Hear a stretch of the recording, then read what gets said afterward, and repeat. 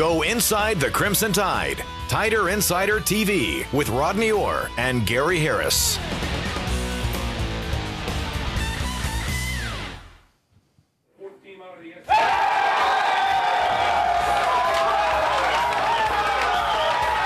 That was the reaction on Sunday evening when Alabama found out they're back in the NCAA tournament for the first time in 6 years. Bama is slated to play Creighton in the first round, or actually I guess now the second round. They call those playing games the first round. But nonetheless, Alabama will play Creighton on Friday. As I mentioned, the Tide back in the tournament for the first time since 2006.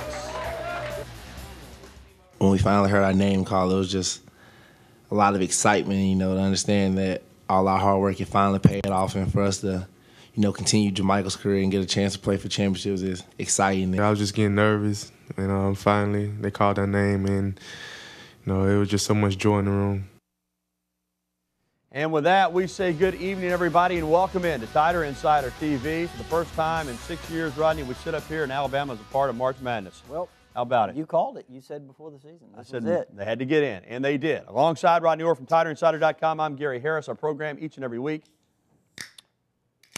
brought to you by Buffalo Rock. I saw John try to do the top open, but my mom texted me and said he did a nice job, but nobody opens those pop tops like me.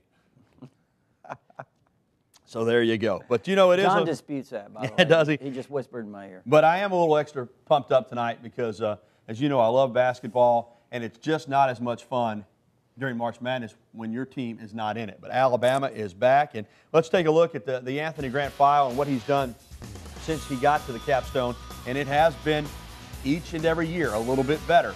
Alabama 17-15 in the first year. You see 25-12 last year, but most of those wins that they got them to 25 came in the NIT. I thought they should have been a tournament team a year ago, but this year 21-11, and the end result is an NCAA tournament berth after making it to the finals of the NIT a year ago. Obviously, the season is not completed, and Alabama fans are hoping it goes at least 2 more games. All right, let's talk about Anthony Grant and the job that he's done specifically this season. Rodney, as you've already stated, I said going into the year that anything short of the NCAA tournament would be a disappointment for this basketball team.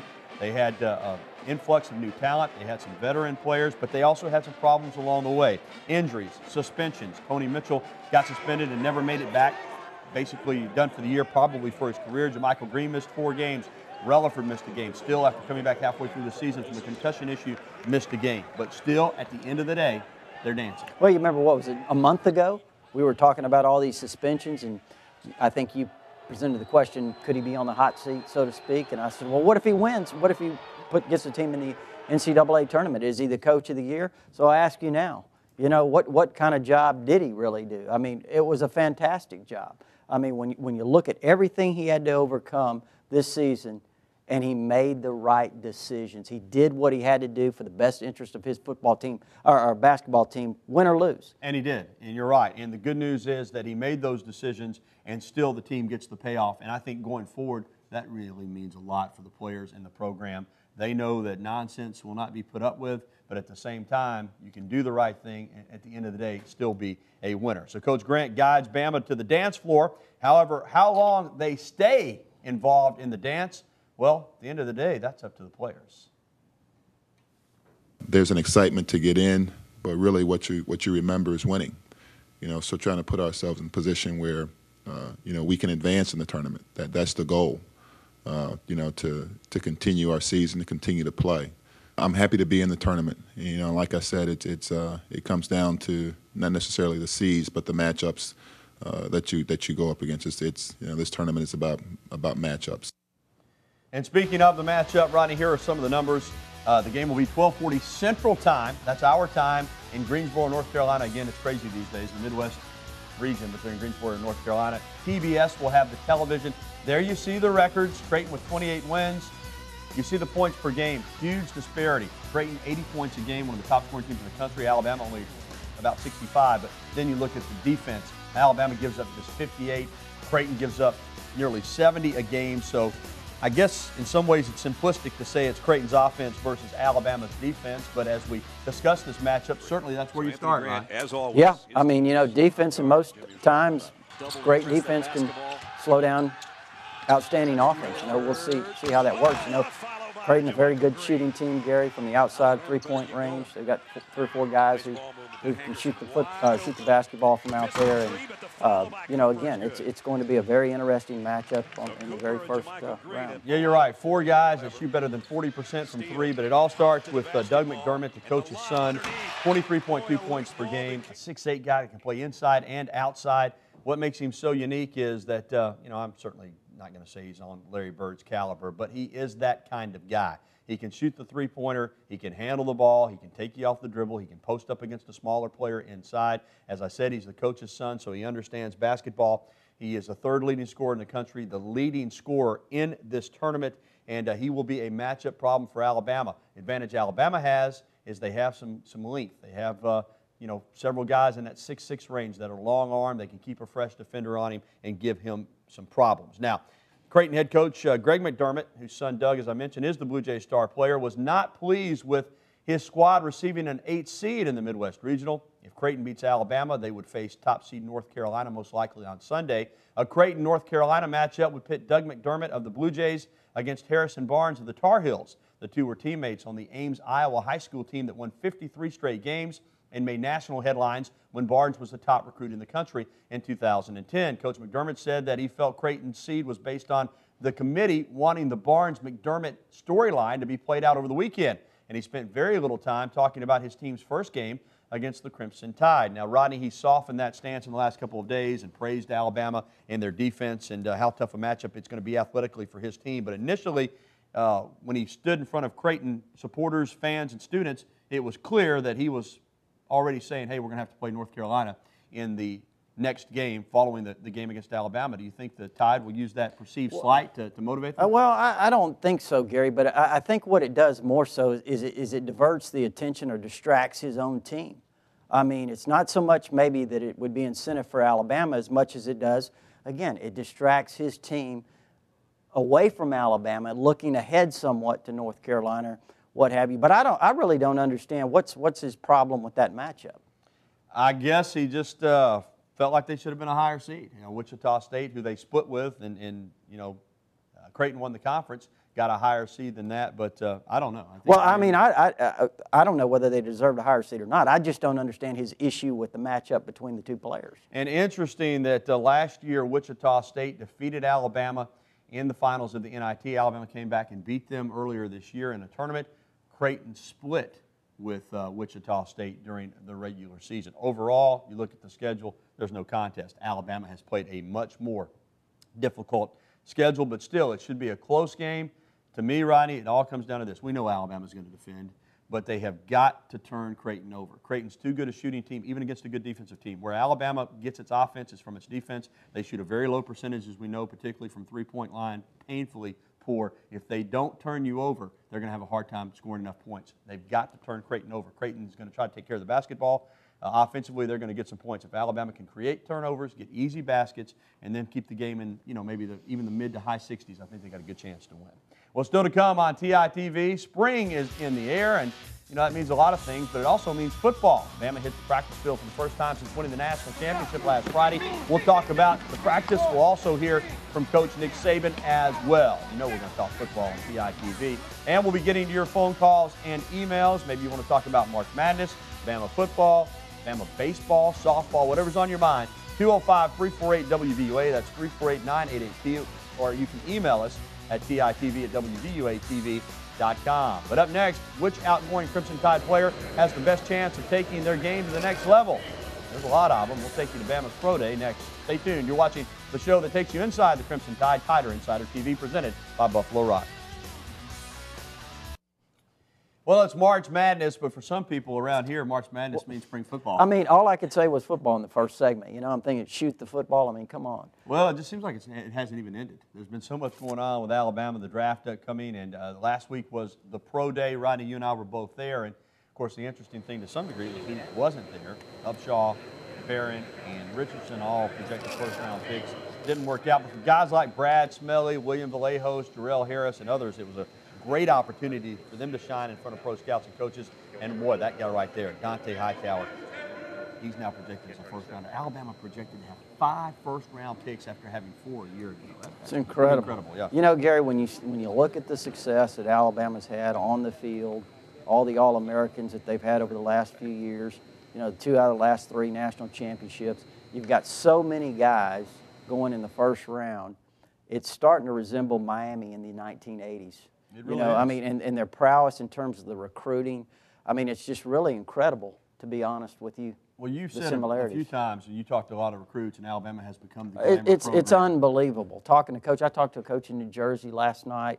Talked to coaches in California, and I mean, it's the same thing. When you know, you have to ask the obvious question: what's the interest in Alabama? And they say the same. I mean, it's Alabama. Who wouldn't want to play for Alabama? Well, you know, John Michael Boswell worked out for Pro Day from Tuscaloosa County High. You know, started the Sugar Bowl as a freshman, hasn't played much the last few years, and you would say, well, you know, he probably doesn't have a shot at the NFL, but that's not true. As you mentioned, Miami during the 80s, Southern Cal earlier this decade. If you're in the program like this, where you have 5 first-round draft picks, scouts and coaches understand that just because you're not good enough to beat out somebody in front of you at Alabama doesn't mean you're not good enough to play in the NFL. Look at Matt Castle, the Southern Cal quarterback. I don't know that he ever took a snap in a game at Southern Cal, and now he's a starting quarterback in the National Football League. That's kind of what Nick Saban's doing here. If you're at this program, even if you're not a starter, you're going to get an opportunity to play in the NFL. Yeah, you know, certainly. You go through this program for 4 years, you know, you contribute, you know, and you have some of the things that the NFL scouts look for. I think that another thing, Gary, it's kind of like when Coach Bryant was here. You know, they know that Alabama players are extremely well coached. It means a lot. Well, up next, spring practice has begun for Alabama. What did Nick Saban think about the first time out, and what newcomers looked the part? Plus your phone calls and emails. Again, there's the information on the screen to get in touch with us. You're watching Tider Insider Television. We're coming back after this. Welcome back to Titv. Some Tide notes. Softball just keeps on rolling. They swept Kentucky to begin SEC play over the weekend. They're at Oregon tonight out in the Pacific Northwest. Score 10. Baseball's lost 3 of the last 4, all coming last week. They're hosting Southern Miss tonight, though, over at the Joe, and Sanford tomorrow night before opening play at 4th-ranked Arkansas over the weekend. We'll update you on the score later on in the program. And gymnastics defeated Missouri on Friday night. They host North Carolina in the final regular season meet at Coleman Coliseum this coming Friday night.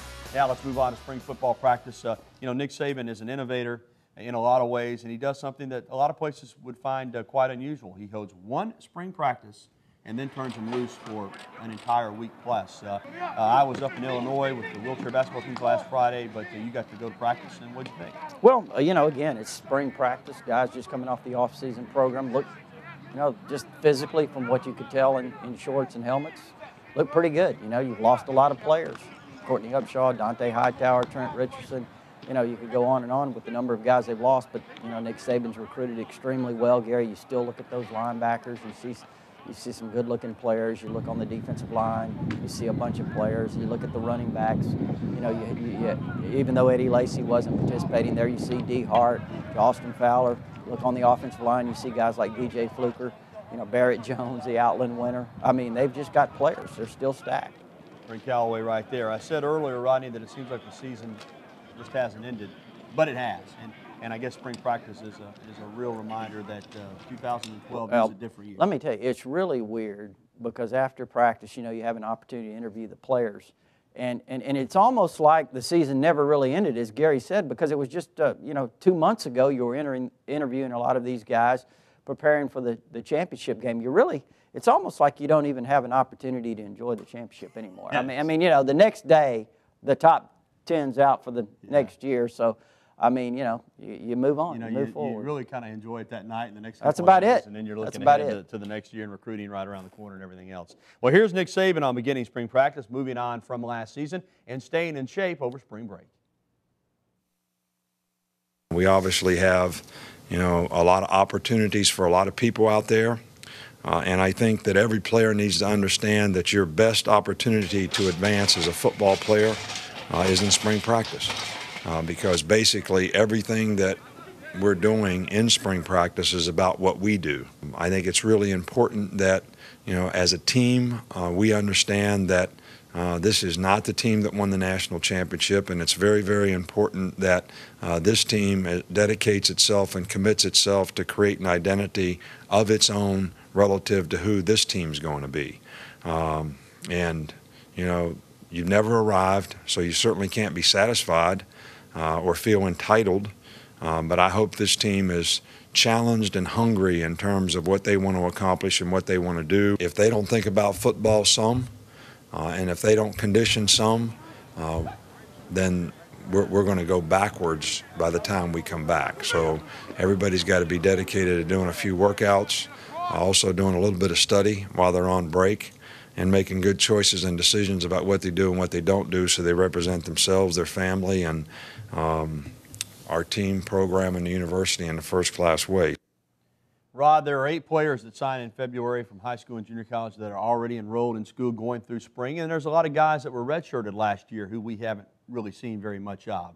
So a good-looking group of newcomers out there for Alabama, as always. Anybody that kind of caught your eye? Well, again, we're so limited, Gary, in the opportunity we have to view them. But, when you look at some of those newcomers, I mean, Dylan Lee, good-looking young linebacker, Travell Dixon, Deion Blue, the corners. We've talked about the importance of those guys developing here in spring practice because that's a major position of need. Guys that can make immediate impacts next year. They need those guys to step up. And, so I think that's really key, Gary, that they have an opportunity to go through spring practice. Should be a fun spring. It wraps up on April 14th with the annual A-Day game, and then a couple of months, and it'll crank back up with SEC Media Days in Birmingham late July. All right, time to take some phone calls, 205-348-9882. First up tonight is our buddy LD over in Center. LD, what's going on? Earlier you said that Grant might be on the hot seat. I wasn't really going to bring that up, but I can't believe that Anthony Grant would be on the hot seat after what he's accomplished. But my question is what is it going to take to keep him in Tuscaloosa? If you could comment on that, I'd appreciate it. All right, LD, first, we didn't say that Anthony Grant was on the hot seat. We said that based on this season, if they didn't make it into the NCAA tournament, there might be some people wanting to turn up the heat on him. That didn't happen. They're in the tournament. So, no, he's not on the hot seat at all, and he's making a lot of money, over $1.8 million right now. I think he's got a good job. My feeling he's going to be in Tuscaloosa for a while. Yeah, you would think so, Gary, certainly. Alabama would certainly love to keep him. There's no question about that. And, again, I have to reiterate what Gary said. I was the one who mentioned hot seat, but we were talking, and Gary was talking about, what if Alabama had not made it to the NCAA tournament? And but he's done a fantastic job. You certainly would want to keep him. Yeah, and again, Alabama pays a very competitive salary. In fact, there are a lot of schools in the ACC and the Big East, which are thought of as basketball conferences, that don't pay their head coaches what Anthony Grant's making at Alabama. So they've put the money out there for him. They've upgraded facilities. He's in a really good situation. That doesn't mean, LD, that other schools won't look at Anthony Grant, but I think it would take a lot to pry him away from Alabama. All right, we're going to take a timeout. More of your phone calls and emails when Tighter Insider TV returns. Back here on Tighter Insider TV, next to Rodney Orr, I'm Gary Harris, and your phone calls, more of them on the way. And let's begin with Rick in Brent. Rick, what's up? How y'all doing tonight? Great, man. Fine. What happened? My question is, because of what happened to Bo Jackson, what is the health status of C.J. Mosley? Well, you're talking about the hip, and everything's great with him. Did a tremendous job of doing what he needed to do as a football player to get ready, and medically he's right on course, and I don't see anything with him being limited in the spring. I mean, I watched him, Friday, and again, there wasn't any contact, Rick, but he moved really well. I watched the way he turned and the way he ran, and he certainly didn't seem to have any issues on Friday, so I think he's going to be great to go. Yeah, the medical staff has cleared him, and in fact, he's looking to be a starter at inside linebacker this coming season. All right, let's stay here in Tuscaloosa and talk with Joseph. Joseph, what's going on, buddy? Gary, Rodney, what's going on with y'all, man? Hey, man. I was on the phone. Hey, let me ask y'all something. When you think it'd be ever possible if Alabama Crimson Tide ever played the Kansas Jayhawks in football or basketball? Yeah, anything's possible. In football, it's probably more unlikely because the schedule, you just don't have very much flexibility unless Kansas took their program up a notch under Charlie Weiss, where they could get maybe in one of these games like Alabama's playing against Michigan. But basketball, yeah, you could match up with them in a holiday tournament, one of these tournaments, in Hawaii or the Caribbean somewhere, or of course, obviously you could meet up with them in the NCAA tournament at some point. So Alabama versus Kansas, I think would be a great matchup in basketball. A lot of things would have to change to play in football. Yeah. All right, let's stay here in Tuscaloosa and talk with Jay. Jay, what's going on? Hey, guys. How y'all doing? Doing well. I was wondering if you guys had any updates on the Deron Carter suspension. We're going to see him before the spring, any? Jay, I really don't, but, you know, Rodney stays on top of that situation, and Coach Saban really has said probably all he's going to say about it until there's an announcement. Otherwise, he's still suspended, but you hear anything differently? Well, first of all, Jay, the thing about Deron Carter is that you're going to hear a lot of things, whether you're on the internet or talk radio or whatever it might be. There's been a lot of speculation as to what his status is, but Nick Saban's pretty much cleared it up. Until further notice, he's suspended. And, you know, whether or not he'll be back remains to be seen, but there's certainly not been a final decision or not any that's been announced. All right, thanks for the phone calls tonight. Stick around. We'll update you on the Alabama baseball team's game going on right now at Sewell Thomas Stadium against Southern Miss. We'll do that when we come back. And before we leave you, let's check in on Bama baseball and softball. The Crimson Tide baseball team off to a good start over at the Joe. Southern Miss beat Alabama 14-2 in Hattiesburg 2 weeks ago, but right now the Tide on top 3-0 in the bottom of the third. We'll have highlights from that game on our news tonight at 10. And softball, you know, Caleb Rowe, Alabama's outstanding leadoff hitter, is from Oregon. She returns home tonight as the Crimson Tide will take on the Oregon Ducks at 7 p.m. Central Time. I have a score for you tonight at 10. Well, right now it's dinner time for Rodney and I, and this week we're headed to the Pottery Grill for some barbecue over there in Northport. Come out and join us. We'll be there about 7:15. And as always, you can catch a replay of our program tonight at 10:35 following the news at 10, or catch it up on the internet later as well. So for Rodney Orr, John Huddleston, our producer, Jonathan Newman, our director, and our entire Titv crew, I'm Gary Harris. Thanks for watching. We'll see you again next week right here on Tider Insider Television.